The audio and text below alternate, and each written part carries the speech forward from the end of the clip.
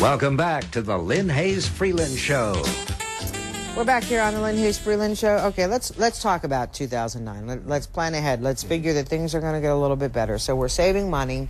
What are some other things? I mean, what are some things that we really need to be doing? We should be reevaluating those car notes that we probably couldn't afford when we got the car in the first place. What are some other things we should be doing? Sure. I think hopefully interest rates come down. Maybe you want to take a look at the mortgage that you have. Maybe it'd be a good time to refinance, especially if you were in an adjustable rate that ticked up when interest rates got higher. Maybe it's a good time to refinance and get those payments down. And not that this is a free plug or anything, but I think it might be time to talk to a professional and help them get your house in order, because a lot of times for you to answer those tough questions, sometimes you need some outside perspective. So that might be a good idea too. Yeah, and here's the reality. I mean, most folks say, when I say Robert Wilson Smith Barney, most folks right off the bat think, if I don't have $250,000 to invest, he's not going to be interested in talking to me.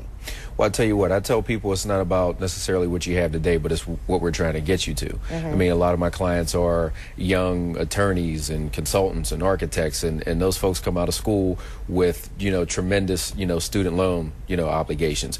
But that's, as important, if not even more important time to really figure out how you're going to, pay that down and get things structured in a way that you can, build wealth at some point. So it's not about what you have today, but if you're going to be committed towards, building wealth for the future. You talk about looking at your mortgage, looking at possibly refinancing. Are we looking at the possibility? I mean, we've kind of looked at this mortgage mess and this mortgage meltdown, which frankly has a whole lot of folks scared to the point that the whole idea of refinancing is terrifying to a lot of people. Right, but the alternative is maybe going into foreclosure because you have a payment that's too high, that you can't handle. And it was unfortunate because some folks were taken advantage of, got into mortgages that they didn't understand. They give you a big stack of paper like this, and I'm sure people didn't read through it. So given the alternative, I know a lot of people are frozen with their investments, with their other financial instruments like a mortgage, but you've got to open up the statement. You've got to take a look at it and see how you can better your situation. The banks are in a position now where they're thinking about renegotiating, with their homeowners to make sure that people can stay in their houses. So it's a good time, if you qualify, to take advantage of that. And would this be kind of like a buyer's market if folks want to invest in real estate? Would you say, is real estate a good investment at this point? I think you have to be selective. Okay. I think the problem that we got ourselves into is that everybody just all of a sudden became a real estate entrepreneur, and they started to watch, Flip That House, every week. You've got to be selective. If you don't know what you're doing, first of all, you probably want to work with somebody who maybe has invested in houses before. If you're looking for a house that you're going to live in for a couple of years, of course, I think this is a good time to be in the market. But I don't know that it's a great time, especially with credit being constrained and not being able to borrow money, if you want to go start a real estate flipping business right now.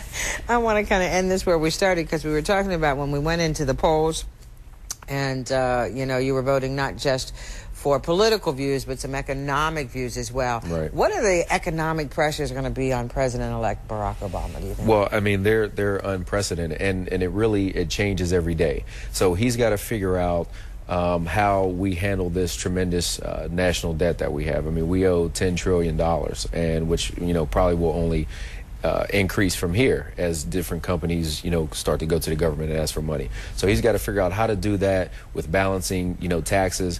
It may not be a great time to raise taxes when the economy is like this. So it's a tremendous balancing act that he has in front of him. But he seems to have a penchant for surrounding himself with very smart individuals. So I think he'll have a lot of support around him to help him through this crisis. We got about a minute left. What are the 3 things that you want folks to remember as they head into the new year? I think, I want people to remember this time. I've saved a couple newspapers, so when times are good and when I'm sitting down and doing an investment review with someone, I want them to see the newspaper headlines from now so they understand that this is going to happen again. I think I want people to understand that they need a plan, And, you know, let's actually save for what you want instead of running up a lot of debt, especially with Christmas right around the corner. All right, and the bottom line is there are folks like you out here available to talk to help us work through some of these issues. I am indeed. There you go. Robert Wilson, Smith Barney. Thanks so much for joining us today. Thanks for having me. I appreciate We'll have to have you back on a regular basis because I'm sure there are a lot of issues.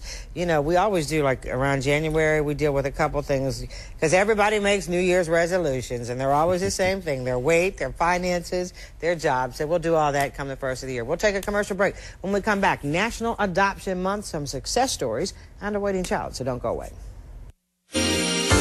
Don't go away. The Lynn Hayes Freeland Show will return in a moment.